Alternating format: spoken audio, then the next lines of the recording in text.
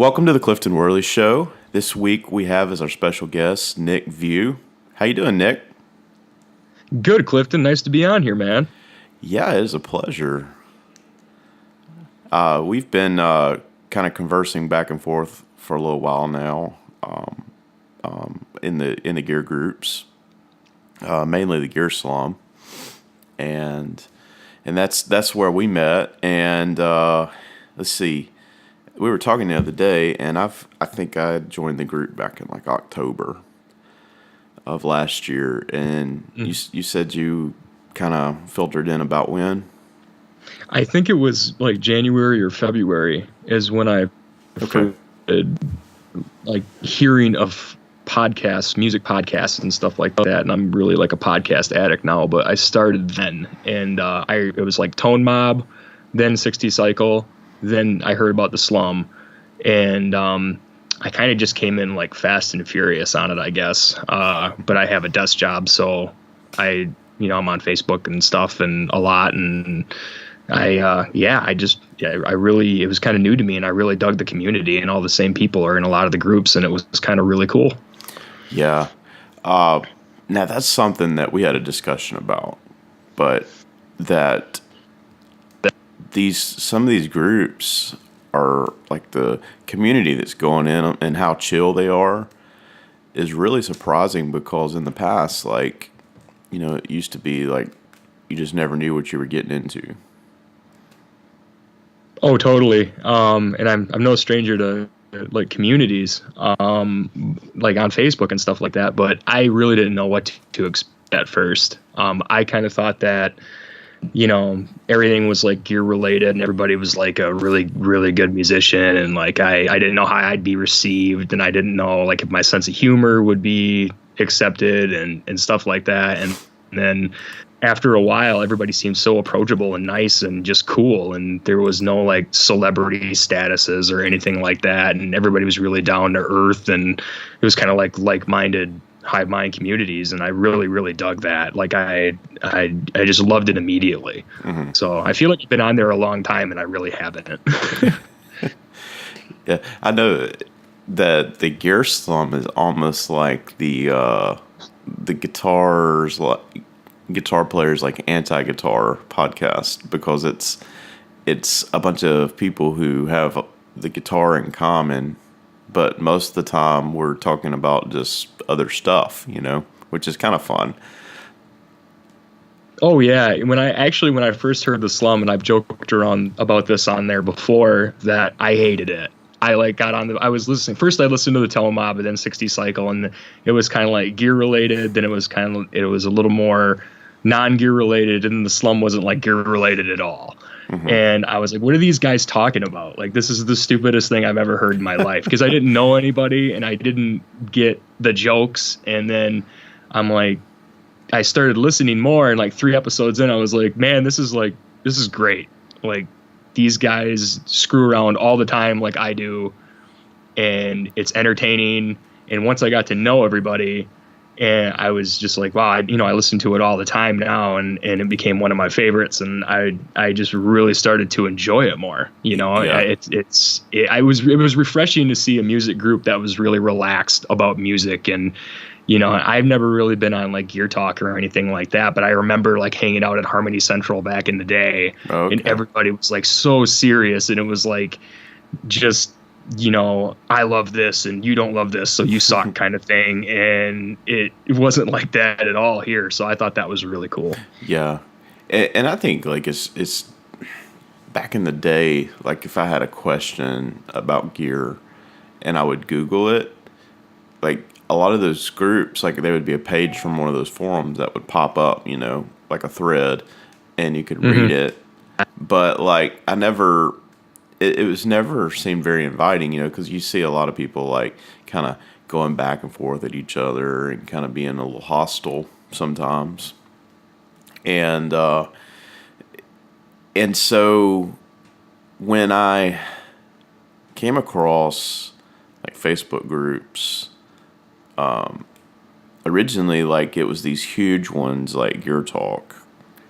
And, I think anytime like you get like thousands of people in there. You never know who you're talking to, and people kind of, behave like they do on the internet. But you get in like some of these more focused groups where I think like the Gear Slum right now is like sitting around 400 or so, which is way bigger than it was when I started out. I think there was like 60 people in there.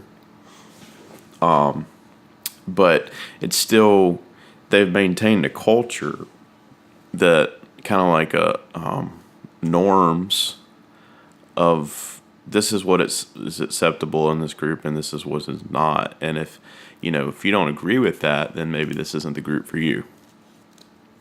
And the same way with like 60 Cycle Hum, like 60 Cycle Hum is very much, this is kind of what we're about, and we're here to have a good time, but if you're going to get in here and rant and rave, maybe this isn't the place for you, Yeah, it's self-governing, and I really like that. Like when I went on the rules, for some reason the other day I went on the 60 Cycle Hum rules, and I was like, so what is their actual code of conduct on here? And I went on there, and it just was, don't be a dick. And then I was like, well, that's pretty broad, I mean, like I can be that all the time. I mean, so it could be perceived that way. So, but then when you really look at the group, it's like this, where everybody knows there's a line, and it's really self-governing. And I it's really cool how everybody kind of fits in there, and you kind of can tell who's going to go in there and last and who's not. Like somebody will come in and then flame out right away or something like that. And I mean, I haven't even been there that long, and I've seen that already. I mean, it's like that on a lot of groups, but I'm interested to see when some of these groups, like Slum and Hum and all those kind of hit critical mass, what happens? Like when people really start joining and it gets to the point where people don't really know everyone. And I don't know if it ever will get to that point or if it won't. I mean, but they're gaining popularity, and that's kind of like my fear. I'm like, I don't want this to get to the point where like you don't know everybody, and I know I've heard them say the same thing. So it's just kind of I think it's perfect right now, really. Yeah.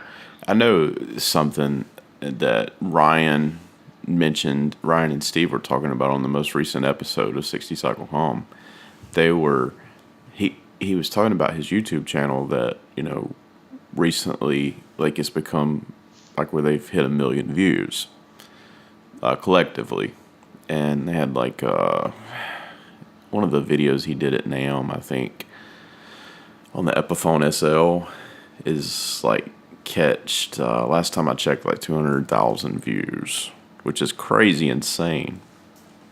And he was talking about how if that's their brand, as dark of a place as YouTube can be on the comment section, like that he was going to try to foster the same exact community standards on his threads there as he would like the Facebook group, and creating that community on his YouTube and channel. I kind of laughed when he said, yeah.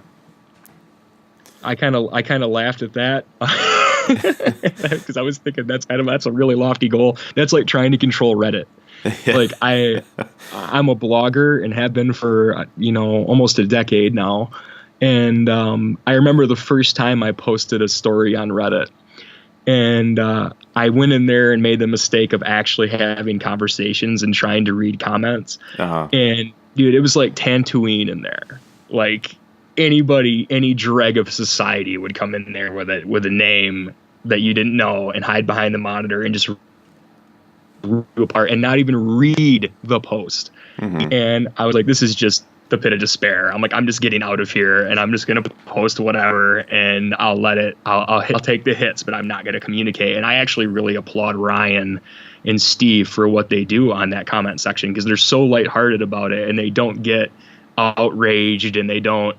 Whatever, they kind of joke about it, and then they'll like, kind of troll the trolls, and then the group kind of starts doing that, and maybe it will work. I don't know. But I was just thinking, man, you're asking a lot. I'm almost paranoid to post anything on YouTube listed because I don't want to see and have comments turned on because I don't want to see what people say. Yeah. Well, I think it's like the kind of angle that they take, it's like they're secure in where they're at. And, they're not claiming to be like the expert or anything. They're just some guys who enjoy playing guitar and reviewing guitar and kind of from their perspective. And so like when there's some off the wall statement, they're kind of like, hey, you're being rude, there's no need for that. And they kind of call it out. So I admire that. And,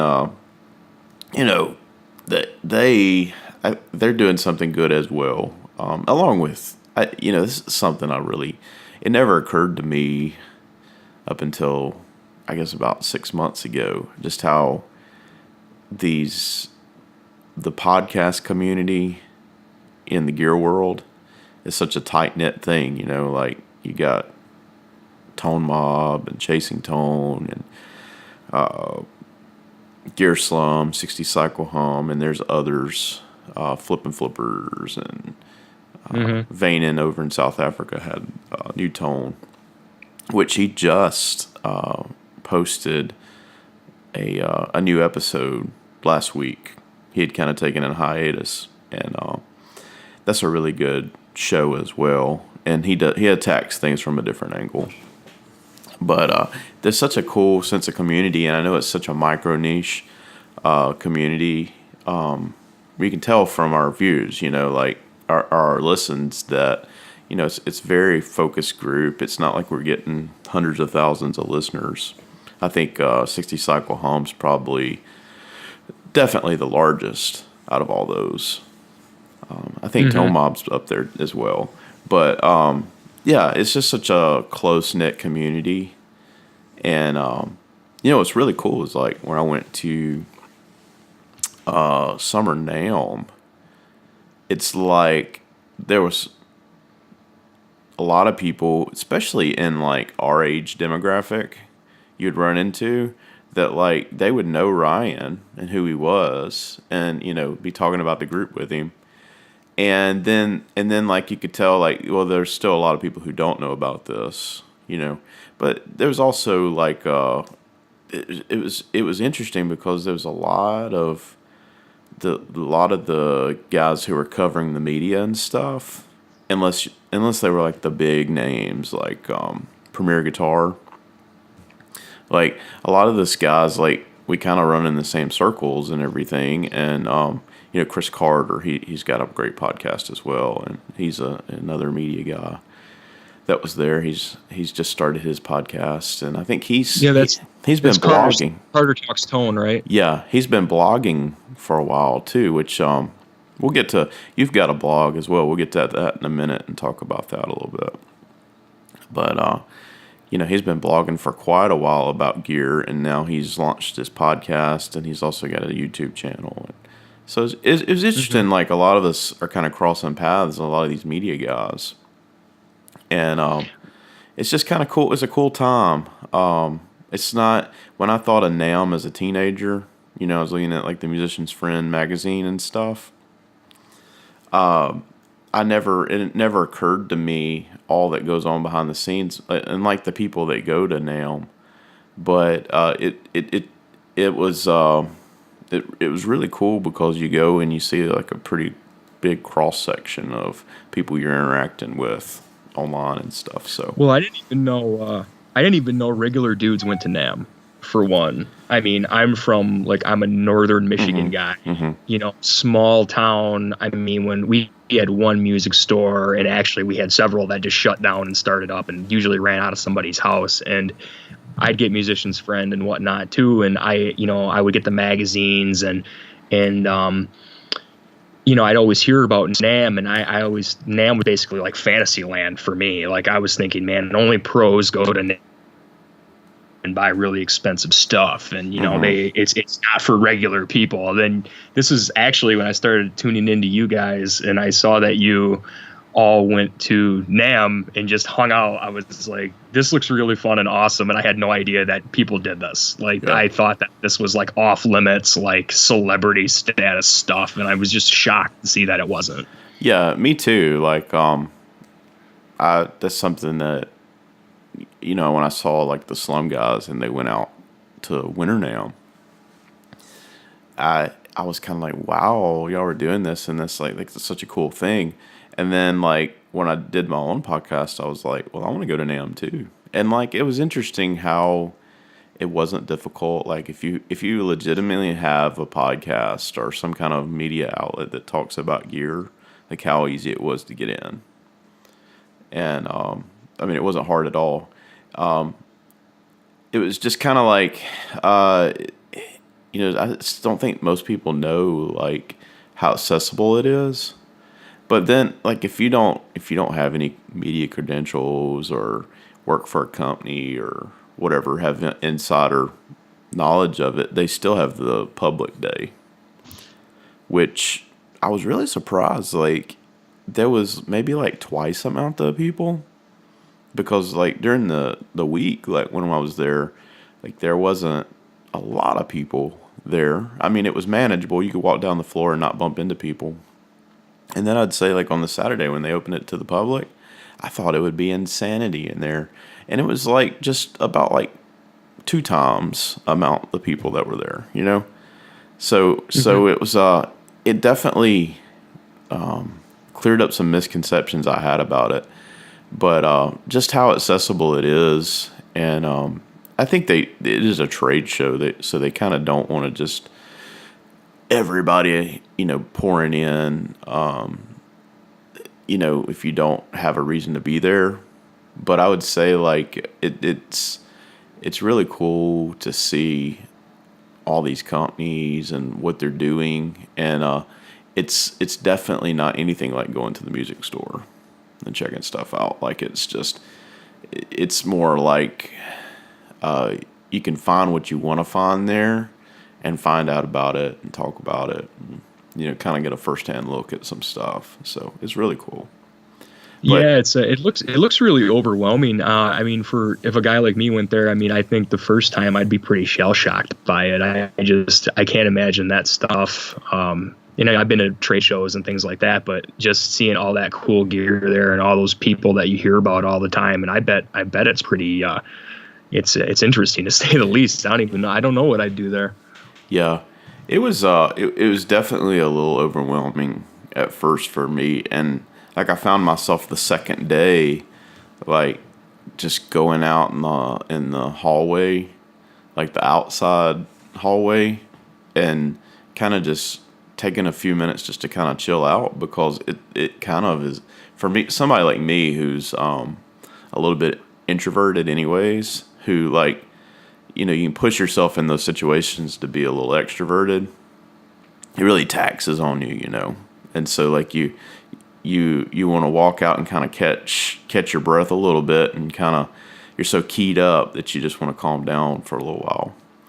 And you don't strike me as being introverted at all, though. Oh, I am. I push myself to be extroverted, in those situations. But, at heart, like I'm just kind of keep to myself, and I'm in my own head most of the time, I'm the same way.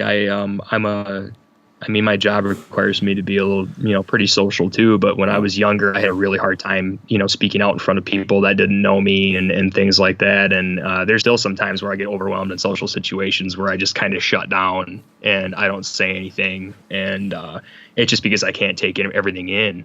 Mm-hmm. But and that's the same with my guitar playing. Like I've never really been in bands as a guitar player. I played drums in high school because all my friends were better guitar players.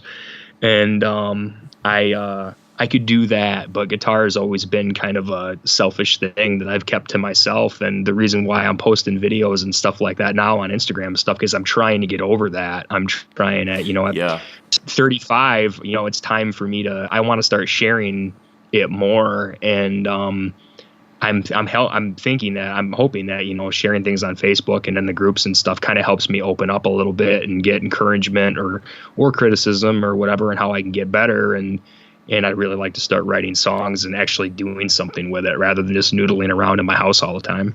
Yeah. Well, let's talk about that for a minute, because we had Sure. we had a pretty good lengthy conversation the other day about your journey, your gear journey, and everything. And you were telling me how you were inspired by the movie Crossroads. Yeah. Tell me a little bit about what that did. Well, Crossroads was such a weird movie. Like we had this enormous VHS collection and we always watched, my brothers and I and my parents always watched, had dinner in front of the TV and watched movies. We were all kind of into that. And one day my dad popped Crossroads in, and we didn't play guitar yet. And that was the first time I had seen anybody, really play guitar like how it was being played in that movie, to two extremes. You had Steve Vai, the Devil's guitar player, and you had, Ralph Macchio, who I didn't know at the time was like Ry Cooder. Mm-hmm. And, it's funny, I wanted to be Steve Vai. I was like, oh man, I got to get a guitar. And I must have been, 14, 15 at the time. And my mom and dad were kind of like, well, that's kind of a commitment. Are you going to really play it? And I was like, I don't know, but I want one. And I ended up getting this like bowed neck acoustic from my aunt to try it with a tuning. It wasn't a tuning fork, but it was like a tuning like pipe thing to tune it. And I didn't have an ear or anything. I couldn't tune guitar or play it. And finally I was like, I really do want to play. I want a guitar. And my mom surprised me and my dad that Christmas with Squire Strat packs, which was really all that was there for a beginner at the time. And I remember my dad got a red one, I got a black one, and they played completely different. My dad had this baseball neck with no skunk stripe on it, and I had this black one with this like shredder neck on it. And we had these little Squire amps, and we just made noise. And that's really all we did for a while. And then I tried to learn, like, the first song I tried to learn was like For the Love of God by Steve Vai. Like, I tried to hit that bend, and then I was like, I can't do it with this guitar. I need an Ibanez. So I saved up my money, and I got this Ibanez shred guitar, this RG, and it was a beautiful RG. It was the RG series, the higher end one, right below the Gem. And it was at the music store, and I was saving up for it, and I had it on layaway, and I would go in there and play it. And one day I went in there, I didn't know how to tune it, and I didn't know about the locking system, so I just like cranked the tuning pegs and like stripped two of the gears on this guitar. And then my parents got involved, and the shop owner didn't know much about it either. He did the same thing and like broke it, and he tried to blame it on me, and we had this big thing, and then we ended up trading it for a really nice Hamer double cutaway. And that was my first good guitar. Okay. And then I realized I wasn't going to be Steve Vai. So I kind of bumbled around with it for a few years, and then I got into the drums. Well, fast forward into college, I watched the movie again. I'd watched it on and on. Tuned this to open, and I tuned it to open E, and I started squeaking on it. And I remember I was home for one weekend, and my dad was like, that sounds pretty good. And I was like, yeah, I kind of dig it. I had borrowed like a blues bottle from my uncle, who was a really good guitar player, and he played a lot of SRV and stuff, and he had this blues bottle laying around, and he didn't use it, so he gave it to me, and I started playing with it, and I was like, this is me. This is my thing. And drums got really impractical in college, so I started just playing guitar, and I got a resonator, and then which was a cheap Fender, wasn't very good. Mm-hmm. And then I just started like on my slide path and started learning it, and it was really the only thing that gave me a voice. Like nothing really made sense until I started playing slide guitar. I didn't know, like I never would learn songs or anything because I get bored. I'd forget them. I'd play like the intro a few times and be like, yeah, I'm done with this. I'd go on Olga and get all the tabs and learn part of the song and then put it away. And I was like, this isn't for me. I want to create. And when I tuned to open and I started learning finger style and finger picking and slide, then the world opened up, and I realized, wow, I could be good at this if I practiced. And that's kind of how I got started, in a nutshell. And I've been playing slide ever since. I mean, other hobbies have intervened and I've taken breaks. And when we had kids, I kind of didn't play a lot. And so I'm kind of trying to knock the rust off and start writing. And that's really kind of where I am now. Yeah. Well, I've almost every drummer that I've played in a band with has migrated over to guitar. And I think that's kind of funny. Like you talk, and they get tired of lugging around the kit and not being mobile, and they just want to make music, So they pick up the guitar and try to learn to play, and I mean it's a natural progression, Well, and I was basically Phil Rudd from AC/DC. Like when I played in high school, I could lay a basic beat, and I learned quickly, but I never really progressed at it. Like my friend who played guitar in jam with me and the bass player, we kind of just like the first thing we ever did and the first time I ever played in front of anybody was in our high school talent show. And Kevin, my guitar player, played. I mean, he was the star of the show. We didn't have a singer, and we played "Summer Song" by Joe Satriani, and we did it in front. It was awesome, and we practiced it a really long time, and Kevin just nailed it. And but that was like the best thing I could ever play on drums. I never really progressed past that. I'm a big guy. I'm 6'4". I'm like 260. I have big feet and they're flat, and I have a slow foot, and I couldn't get beyond that. Like I got a double kick at one point, and I was doing single kick stuff on a double kick because I was so bad. And I'm really not that rhythmic of a guy anyway. I struggle with rhythm. So it was funny when I met my wife, she was like, "You play drums? You have like no rhythm at all." And I was like, "Hey, I had to learn, I had some rhythm." Yeah. But yeah, and it's funny because Kevin's now playing, he went to GIT, and he's now playing for Doug Kershaw's band. He's a country picker now. He got really into Brad Paisley and he went the total other way with that. But yeah, it was kind of, I always had better musicians around me, so I kind of just did what I could. Yeah. That's really cool. You mentioned Doug Kershaw, and I meant to mention the other day when we were talking, that he's like kind of huge around this area. Like maybe not like in my immediate area, but like you get 1 or 2 hours away, like over into Louisiana, and he is like a household name. I mean, the Zydeco Cajun country kind of sound, that's huge in this region. It's a kind of like a culture behind it. Yeah, and Kevin tours all the time, but if you could have told me in high school that Kevin was going to play for Doug Kershaw or Kevin was going to play country music, I'd have laughed at you, because Kevin was like the Blizzard of Oz, man. I mean, we called him Foz, and because his last name is Fosmark, and he played Ozzy in AC/DC and Mr. Big. He was a big Paul Gilbert fan and all this stuff. And then it's like he moved out there and he was like, there's not really a whole lot of call for that here. And he got really big into Brad Paisley. Like I said, bought a telly, bought an 18-watt like Sir Badger, and like changed everything. And I'm really proud of him. It's really cool that he did that. But it was a complete like 180. Yeah. That makes me think of what's the guy's name? Maybe it come to me in a minute. I gotta go through my Apple Music. Anyways, he's a big country guy, like alt country, and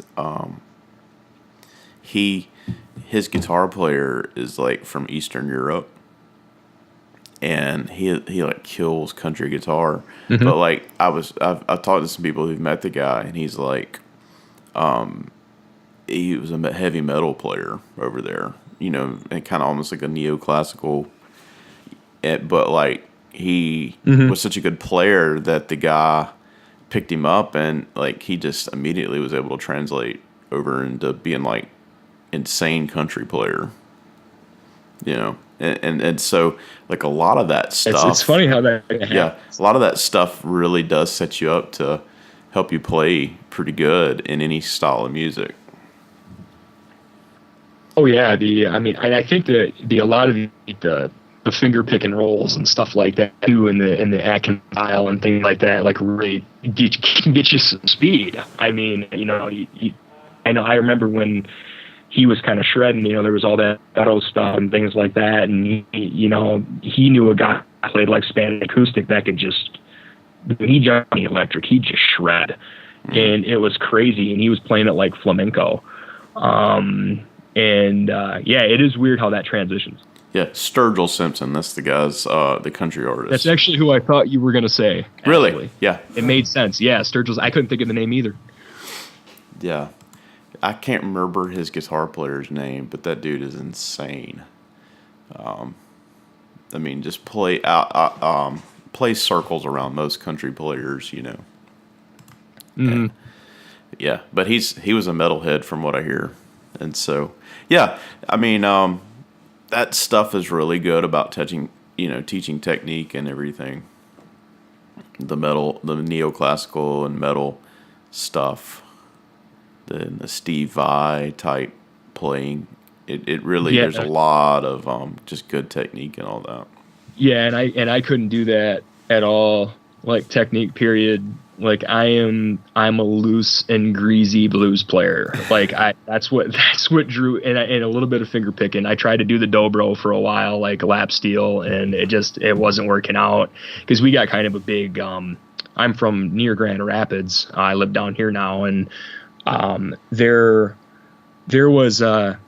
like two things that Grand Rapids like does. And when I first moved down here in 2000, when I went to school, it was a big modern rock area, and we got dingy winters. People are depressed. They're angry, in the winter, and then modern rock just kind of fits that mold. You hear about a lot of rock coming out of the Midwest and, Western Michigan and Southwestern Michigan is where Grand Rapids is. And, that's all it was. Whenever we went to a bar and watched people play, it was that. And there was like one blues club in town. Mm-hmm. And then, it kind of progressed from there. And now it's really opened up. But that's pretty much where we were in the early 2000s. It was the new metal. It was like the dark ages for guitar and stuff like that. And that's what everybody kind of did around here. And maybe that's why I didn't play guitar a whole lot around that time. I don't know, but it was interesting. Now we're really open, and we got the craft brew scene, and I think all the hipsters moved here, and now it's really open. There's a lot of folk, and there's a lot of cool stuff to play. Yeah. A lot of really good bands. Yeah, that's it seems to be like the hip thing. In a lot of like cities around America, and there's like this gentrification going on, but it's almost like the stuff that wasn't cool that I was listening to as a teenager is all like cool all of a sudden, And, it's like when the Black Keys got cool, everybody. I was listening to the Keys before that, and all of that, and I was like, oh great, the Black Keys are cool now. I'm like, where were you all you before? Yeah, I've missed my window. Yeah, if this wave would have been when I was 19, I would have been the cool kid, But yeah, now here I am in my 30s. No, that's too funny. Well, so you've been playing slide guitar. That's kind of your main focus, and I've seen like your videos, and you kind of hang out in the open tunings a lot, and you play that. Tell me about. You've got that resonator guitar. Mm-hmm. What else do you find yourself playing a lot? Guitar wise? Yeah. I have had so many guitars in my life. I had before I had kids, I had good gear. I kind of, other hobbies intervened, and I sold gear. Like usually when I get into anything, I jump in with both feet, and I got to move stuff so I can buy what I need, and all this other stuff like that. And I've let go of some really good guitars. But one of the things I found over the years is that I kind of sound like me no matter what. And if the guitar plays good, it's a good guitar. And I love to mod, and I love to tinker, and I would do that with any guitar I owned, regardless of how much it cost. So right now, I've always had a Strat guitar. I've always had a Les Paul style guitar. And the Les Paul style guitar was always to play like the Dwayne thing. Mm-hmm. To be really creamy and smooth and to do that kind of thing. So I'd have that around for that. And then the Strat was always more for like a funky ride cooter stuff. And I kind of changed with the seasons in that regard. So, I always have a couple of electrics.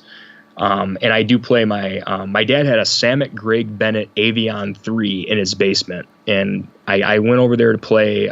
This was like a couple months ago. And he had this guitar down there that was kind of like collecting dust because he plays Strats. And I was playing it and I was like, I want this, Dad. Like it was a cheap guitar, but it played really, really well. Mm-hmm. And, fast forward a month later, it had all new electronics. It had new pickups. It had everything. And, I modded. I put a new nut on it and all this other stuff. And it's great. It's my number one electric next to my resonator. And I've had so many Les Paul copies. I mean, my first good guitar was an Epiphone Les Paul copy. That was a second that had this awesome Tiger Flame on it. And I had DiMarzios in it. And, it was awesome. And then I sold that guitar and I still regret it. And I've had, Gibson Flying V's, and I've had Gibson SGs, and I've had an Explorer, and I've had all this stuff. And it always kind of comes back to, I never sounded any different on those guitars, and I can't imagine myself sounding any different than the guitar I'm playing right now. So I really don't have the desire to go off and buy anything right now. But if I was, it would probably be something boutique from an actual builder, because I am into that. And someday I would imagine that, I will get that. But that's kind of what I do. And I change how I play on every guitar. I kind of, like I said, the Strat gives me a little more strummy. I like to play a little cleaner, a little strummier. I like to crank the Paul up a little bit more. I'm usually on the edge of breakup.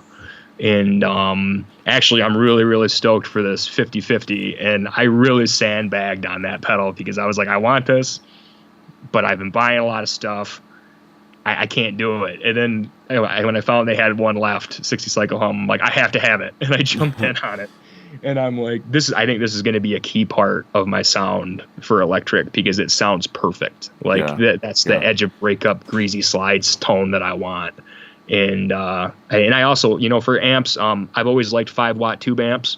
Okay. I do have one I built with a buddy that I play a lot, but when that Katana came out, I felt like I really needed to have it. And it was like, I got the 100-watt one, and I kind of thought, well, if I ever want to jam or gig, this will work. And I can also sound the exact same on it at low volume. So I think this is what I want. It was a practical dad amp, which is why I bought it. But I've been really impressed with it. Yeah. Yeah. I played one of the Katanas at NAMM, and I was kind of impressed with it. And I just let go of my 5-watt tube combo that I had.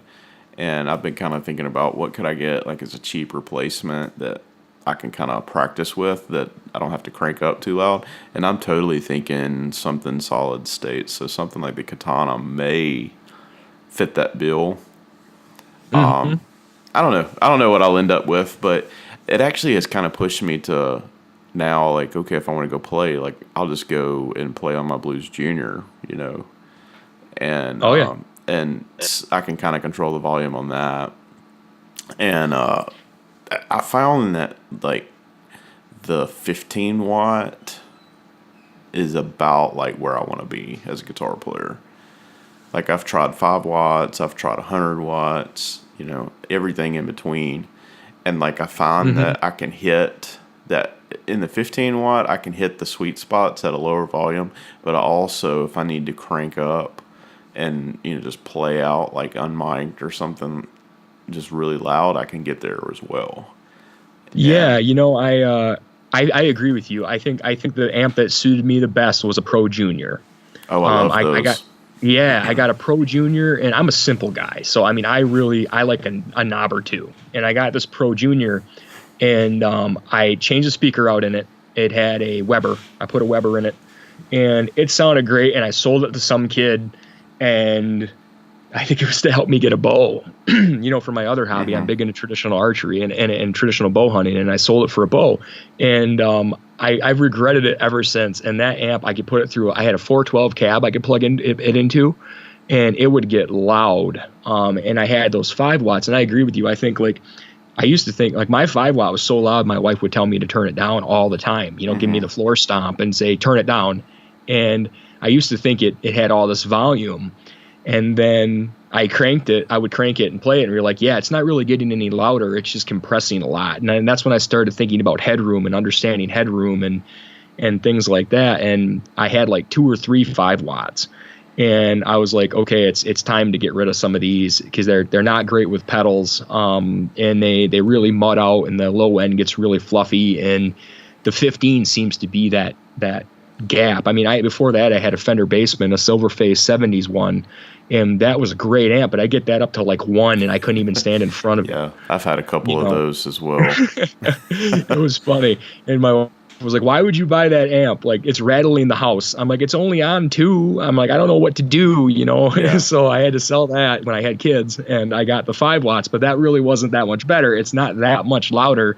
It's just you have to crank them more to sound good on them. So I think they're 15, and I've actually considered that Ibanez that Brian bought that amp seemed really good. And the other amp I kind of had my eye on was that Ignator Rebel 20. The one where you can take it from 20 all the way down to 1, and I have a friend that uses that as a harp amp, and he says that's just the amp to have. And you used to be able to find those on Reverb for like $250, and now you can't touch them they're like $400 or $500.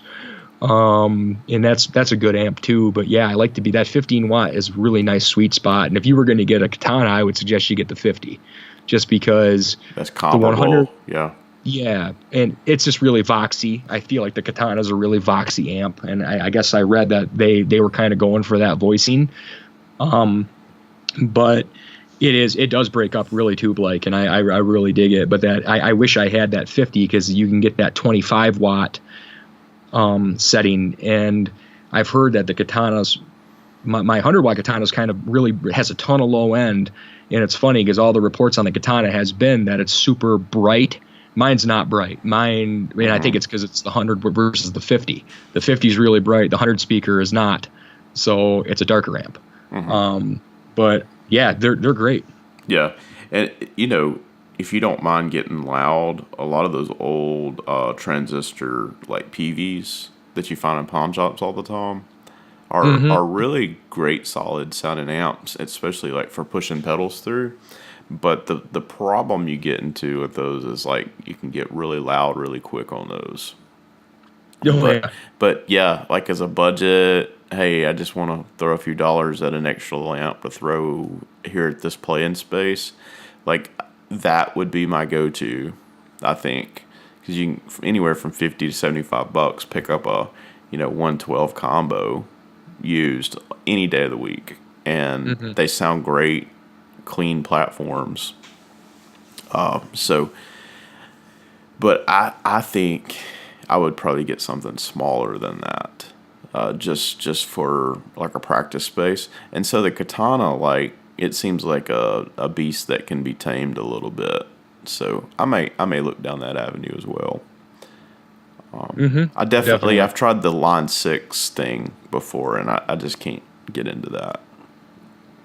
Because I had it was funny you mentioned that, because my dad, everybody rate, the Spider is kind of a joke now, and I remember when the Spider came out, my dad was all about it, and I'd go home and he had one. He had a 30 watt Spider, and we'd put it on that Insane channel, and we would just chug out on that thing, and we thought that was the greatest sounding thing ever. And this blows that away. I mean, this kind of amp, that modeling was so bad, and then this doesn't even sound like a modeling amp. It sounds like when you put it on a clean channel and you crank the gain, and it really sounds like a tube amp breaking, like a Voxy tube amp breaking up. And it can get really quiet. It's funny because my daughter, I'm actually set up to play guitar in my kids' playroom. That's like my little corner of the house to play guitar, and they'll be in here playing and listening to me, and my daughter Aubrey will say, "Hey, can you put it on that lower setting again so we can do this?" and it doesn't sound that much different. It really doesn't. Yeah, that does. I would say that the Line 6, like when it came out, I was like in college, and I remember getting one like for less than $100 on a Christmas blowout deal, and I thought it sounded amazing, and it did sound good like by itself. But the problem, and when I went further along in my gear journey, was that when I started getting pedals, they didn't play well with that amp. Not at all. Yeah, it just doesn't accept them. And it was kind of like, yeah, if you want to use just the effects in this unit, then you're fine. But you want to be able to use your own dirt pedal or your own whatever, like it just gets out of hand and it makes the amp sound weird and it just pushes it. It's all like there was no headroom to push that line signal any harder than it is. No, and I think that speaker had a lot to do with it too. Whatever speaker was in that thing, I think Boss put a lot into that speaker. Mm-hmm. And the Line 6 amp, I remember, would just fluff out. Like that amp could do. I used to joke around with my dad because he had the foot switch and everything, and I'd be like, so this amp goes from clean to light rock to heavy rock to terrible rock. That's what it is. Bad metal zone, death metal sound rock. And that thing would just, you couldn't distinguish between chords. It was like a wall of just, dirt and mush. And I thought that was really cool at the time because I'd sit there and like bust out as many Pantera riffs I could on that thing, for 30 minutes and call it a day and be like, hey, that was fun. All right, let's go like play a real amp now. Yeah. Yeah, absolutely. Well, hey, let's go talk about your other hobby a little bit. I noticed this like when I added you on Instagram and started following you that you have a pretty big interest. You're an avid bow hunter. Yeah, I don't know if I'd call myself avid, but I do it a lot. Yeah. Okay, so what happened there was, and that was kind of the hobby that stole guitar from me for quite a while. When my wife and I had first got out of college and I got a job and I worked for Grand Valley State University, so I worked for the same university I went to. And I started getting more responsibility. I work in the marketing department there in recruitment. So I'm a pretty stressed out guy. I just have a lot of anxiety. I've been dealing with it all my life. Which is why I think I really crave outlets. And I was reading like a comic book one day, like a Green Arrow comic book, and nerding out a little bit. And there was this guy in there in the comic book that was mentioned called Howard Hill. And Howard Hill, for a lot of people who don't know, is like probably the greatest longbow shooter there's ever been.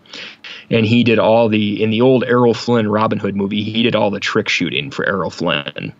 Okay. And he was shooting like real arrows, real blunts into people wearing bamboo body armor and like, broadheads and doors and stuff. And I started researching this guy and I thought that was the coolest thing in the world. And I had to have a bow.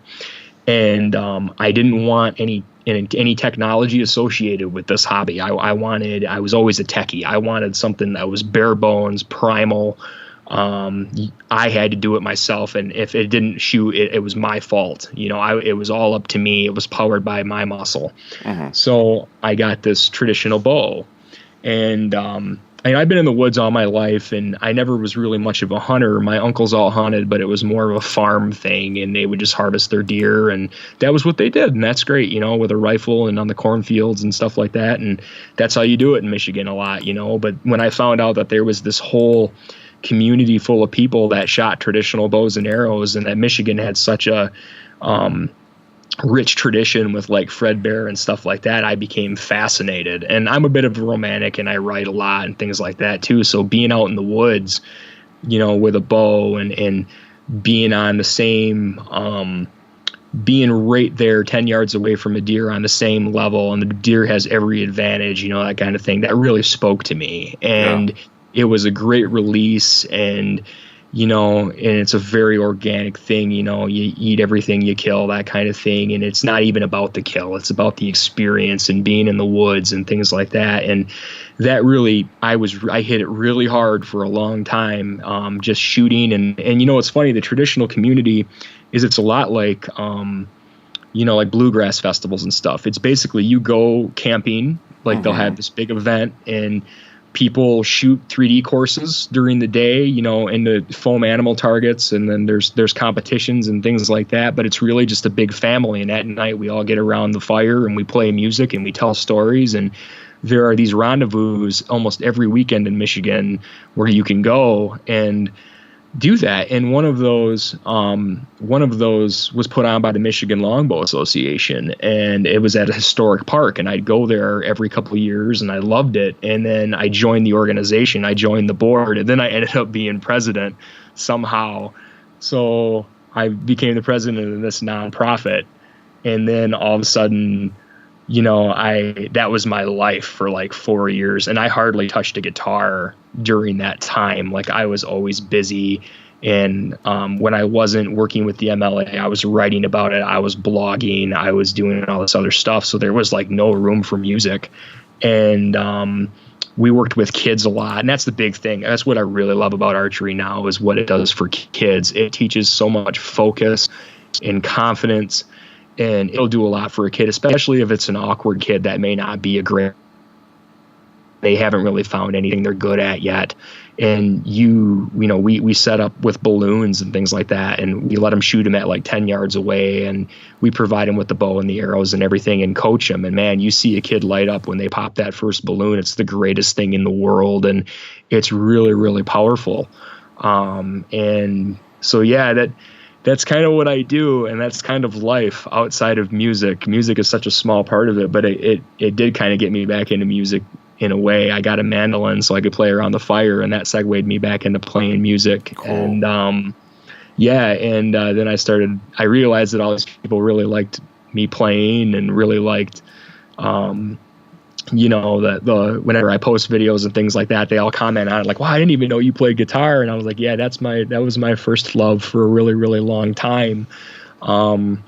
And it surprises them, but that I've always liked community, and that archery's got a great community. And when I found out that music had a great community too, I was all about it. Yeah.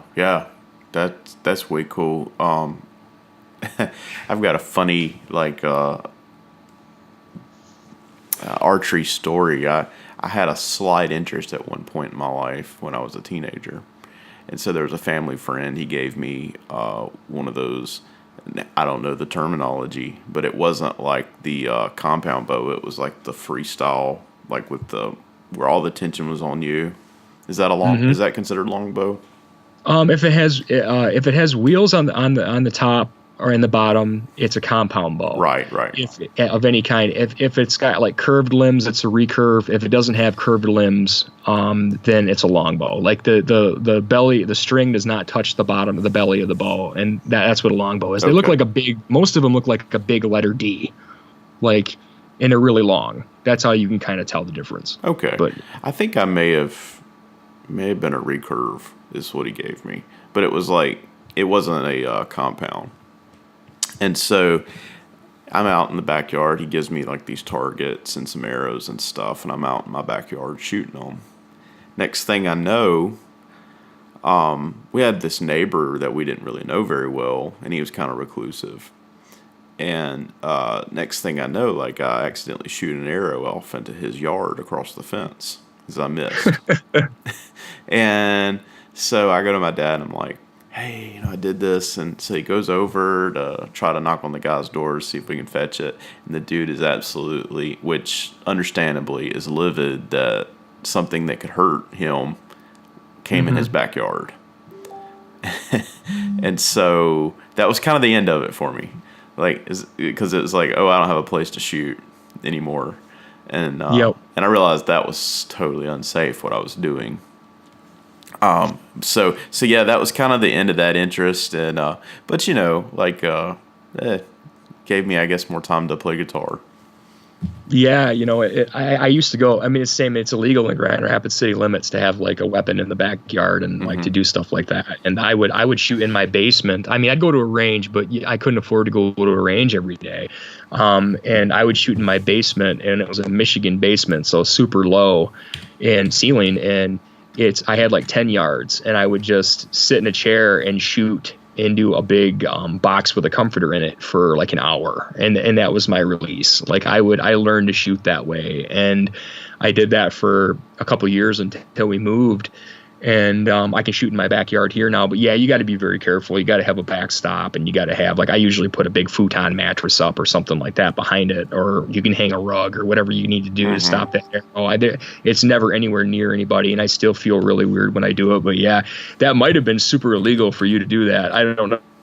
I'm not sure. Maybe in Mississippi they'd be a little bit more lenient, but they probably would be. I know that in where I live in Michigan, like up north, it'd be fine. Where my parents live, they live 3 hours north, and here, yeah, that unless you're I'm in a more of a outlier part of Grand Rapids now, and you can do that in the backyard. But I do have a neighbor have a fence, so I have to be, and they don't care, but I have to be really, really careful with it. But it took a lot of my time, man. I can only imagine that those 5 years that I was like out of music, I probably could have learned a lot during that time if I'd have kept playing.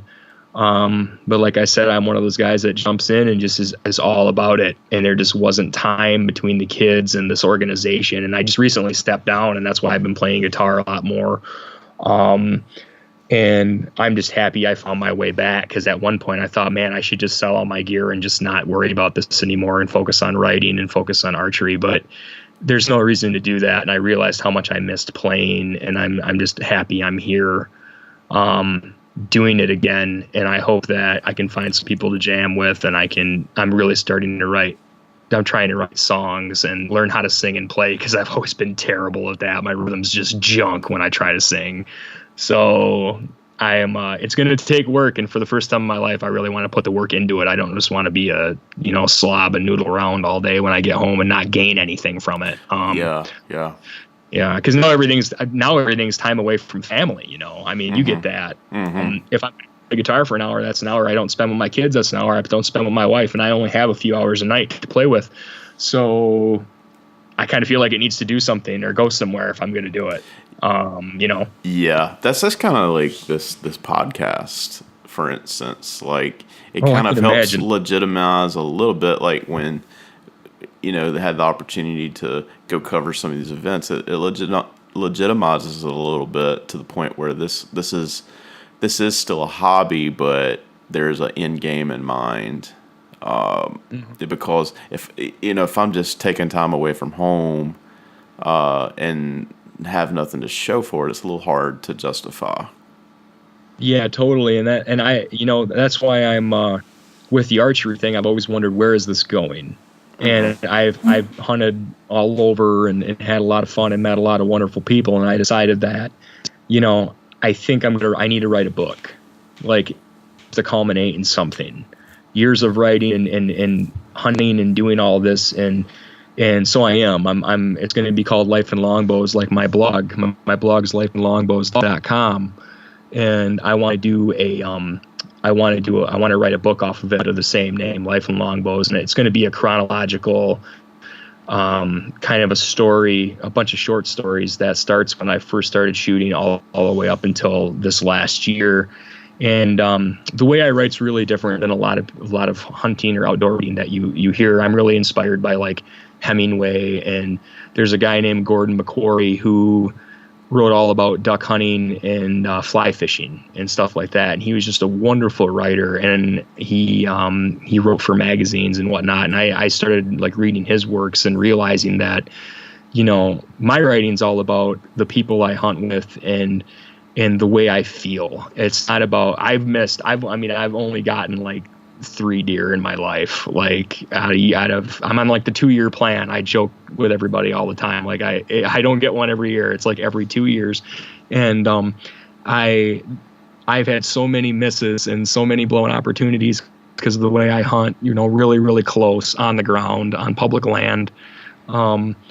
And that's what this is about. It's about the experiences and interactions. I have whole stories that are just an interaction with somebody else.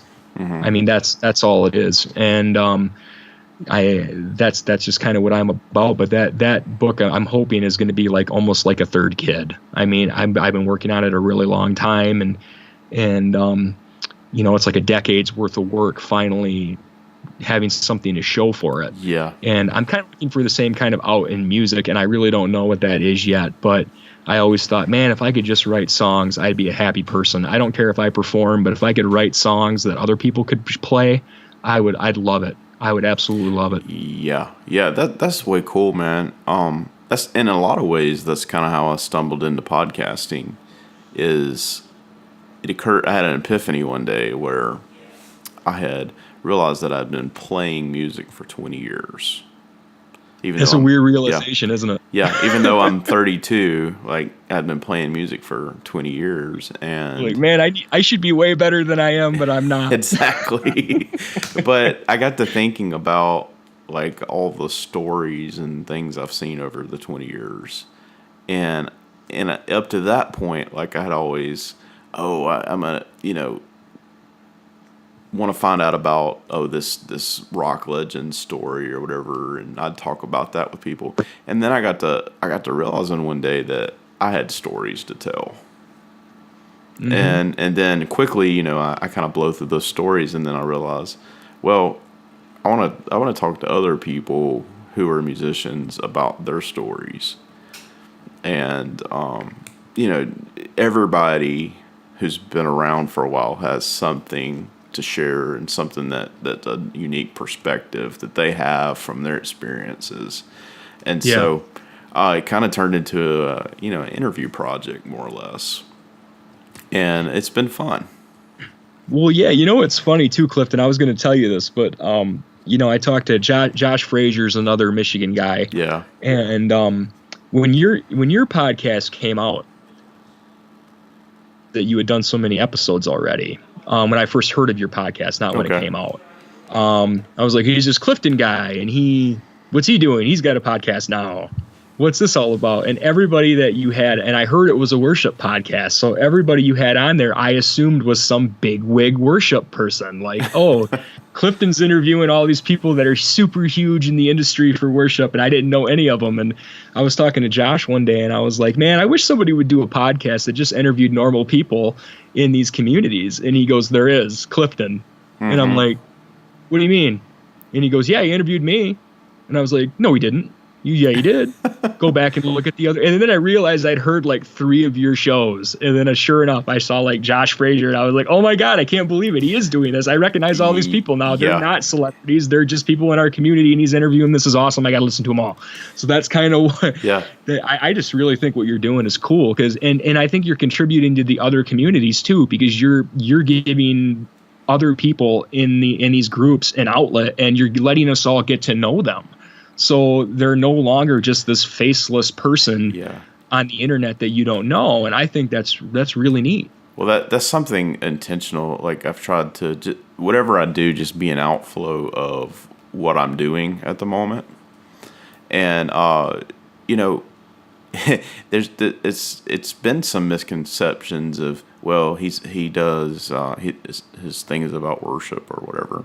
And that's just that's a part of what my podcast is about at times, but also it's about gear. It's about other musicians' stories. I talked to another worship leader who his main interest is hunting, and he's into we are in the gear world. He's into the boutique hunting gear.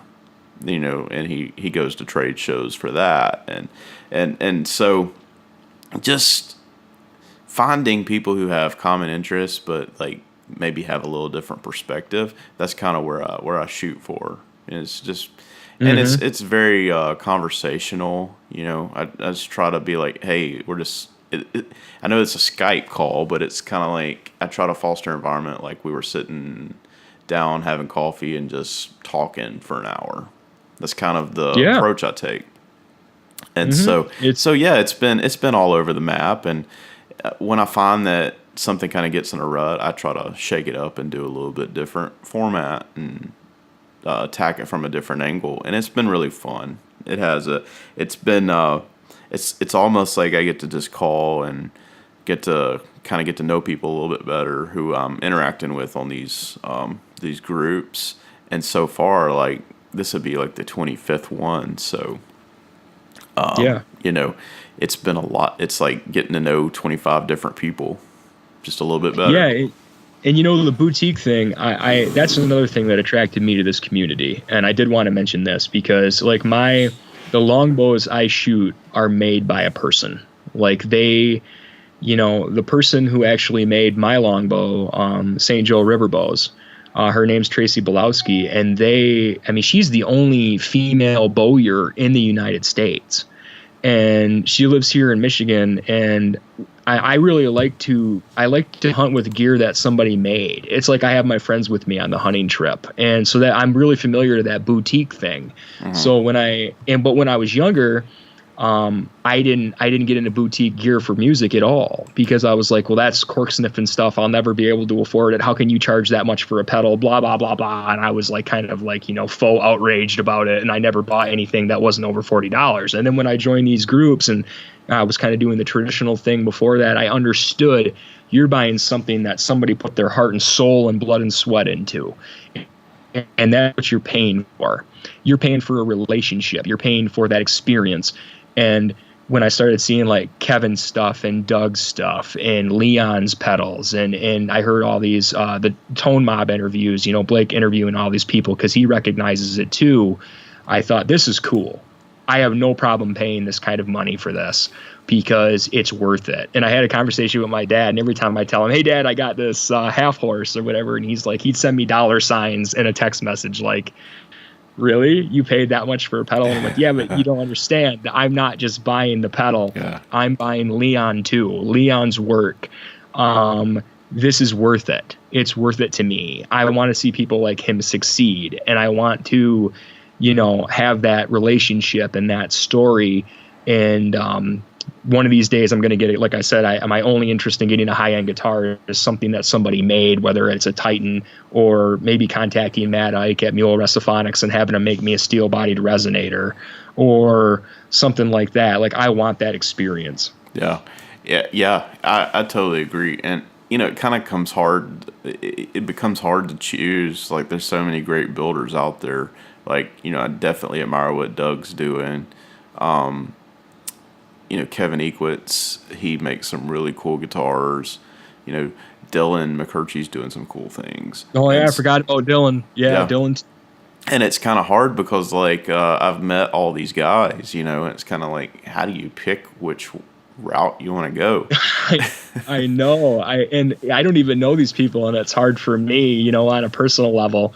And I think that would be another thing. I would have a hard time like meeting them at a NAMM or something, because I'd be like, man, I'm going to buy one of your guitars someday. And I go to the next one and say, I'm going to buy one of your guitars someday. Yeah. And if my wife was with me, she'd slap me and say, no, you aren't. You may get one.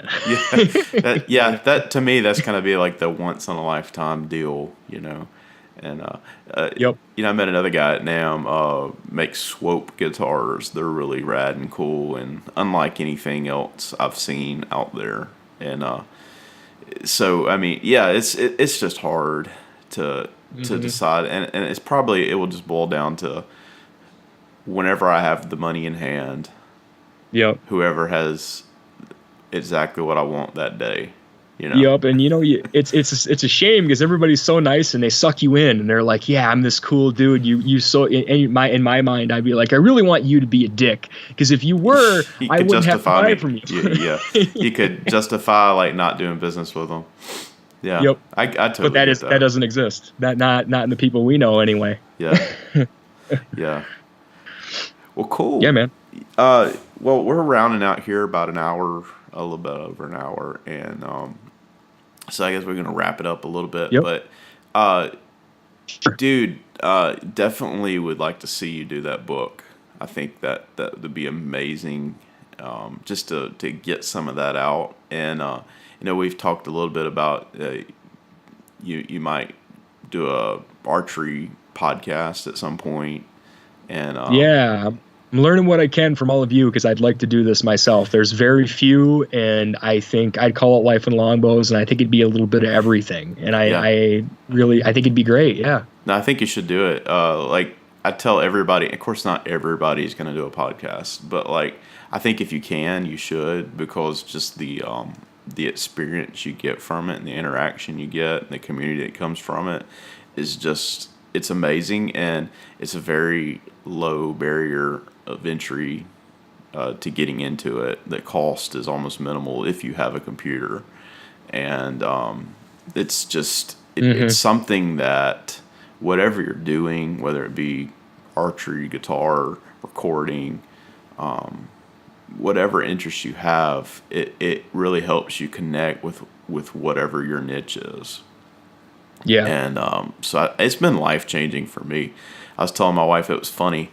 The other day when we were chatting back and forth, I just got off a phone call with Vanen from South Africa.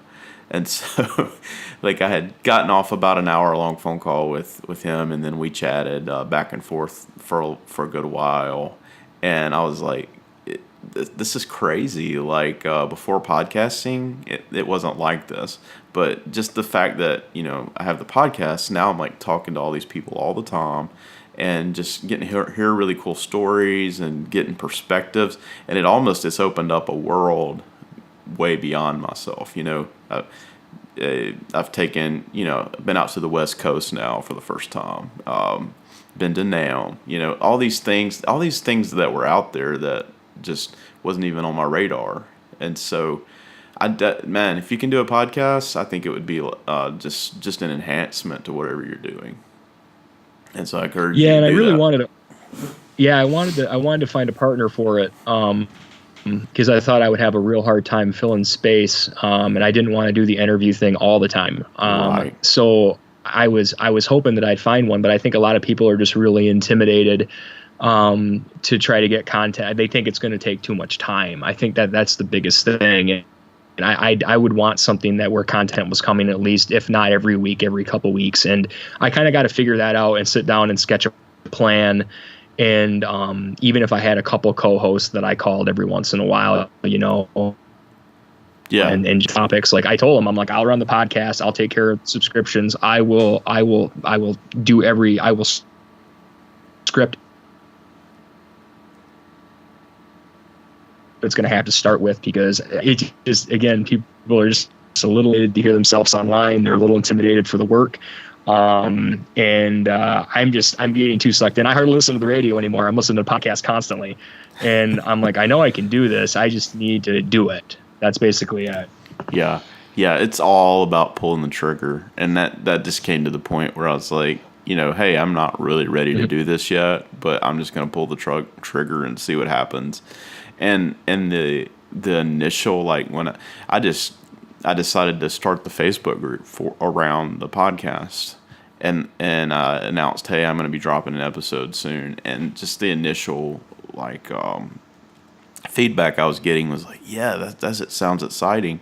And so, man, I went from, I don't know if I want to do a podcast, to just a few days later, like, I'm podcasting, And it's such a easy. It sounds like that's thing. Pretty common too. Yeah, like the Gear Slum, they just decided to do it on a whim, on a joke. If you've heard the story, yeah, like it was like 3 days later or something. They always say, yeah, they're like, hey, we're doing a podcast now. Yeah, yeah. And I went back.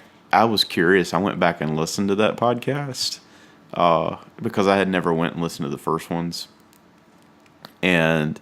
The quality was a little lacking, like in the audio quality, but I could definitely see like the magic in what they were doing, and the interaction with them. It was so like organic, and these dudes who had never like met each other in real life, like they're the way they flowed and just kind of bounced off each other. I was like, this is good content, and like I'm glad that they worked on it and developed it, because like what they did was special, Yeah, I know you wanna cut this off here pretty quick, but it's funny. I like I said, when I first started listening to that, I didn't like it all that much. And one of the things that bothered me was like Phil would get interrupted constantly. Like he would try to talk and he would get interrupted. And I remember my daughter, I put this on the slum one day. My daughter would say, "Why don't they ever let that man talk?" Yeah. So, and then I got to know like Phil and all of them via the group and listening to more podcasts. And I was like, I know why now. This is hilarious. Like you get to know the dynamic that they all play. They all have a role. And that's special though. That doesn't just happen. Like you have to find, when you got to find the right people for that to work that way. You just can't it just doesn't my hat's off to them for just recognizing that they had that relationship and like, we're going to try to make this work and do it. Yeah. You know? They really stumbled into it, but it was magic, you know, it worked, and it definitely resounds with a lot of people. Yeah, and it's the same with Ryan, Ryan and Steve, and Esteban and Paul, and then I just joined. I just started listening to their podcast the other day. I mean, I'm every single time, like I didn't know a lot of these people in the community had their own podcast, so I get to explore that, and I think that's kind of cool. Yeah, and it seemed like there for about 3 or 4 weeks in a row, it was like, oh, okay, this guy starting his podcast, and then Paul and Esteban started, and then like a few weeks before that, Vanen out in South Africa, he did, and then I came along, and then like a few days later, Josh Marmon with Common Grounds came out. It was kind of funny. It was like we all, and I think it was we had all enjoyed what was coming out of the slum and saw the magic happening, and we wanted to be a part of it in our own way, and contribute something. Josh has a podcast too. I didn't know that either. Yeah. His is not explicitly about guitar. His is more about like coffee and telling people stories, which is kind of funny. Like if his podcast and mine have a lot of crossover in the telling the stories, but his is about like people who don't play music. He's just telling people stories that he knows and about making coffee and the coffee culture and stuff. And then every now and then he'll get some, like a musician friend who will talk about guitar. So it's really cool as well. And there's probably some other ones out there, like Joe Pekarski, who's in the Gear Slum. He has one, but it's not about guitar either. Gentlemen of Leisure. And it's kind of cool. So that's really encouraging to me too. And actually, this whole process, and you interviewing me, and thank you for doing so, by the way. But this whole thing has been really encouraging for me to start one. I've been really intimidated, and I think I'm going to give it a shot more than ever now. So yeah, definitely you should. Well, thanks for coming on the show, and it's been fun just getting to know you a little bit better, and talking about your journey, and I think our listeners are going to enjoy it. I hope so. Yeah. So when I'm a wise ass now, they know I'm an actual person. Yeah. Well, cool, man. Anyway, it's all good, but I appreciate it, Clifton. Yeah. Thank you so much, and you have a good one. Okay.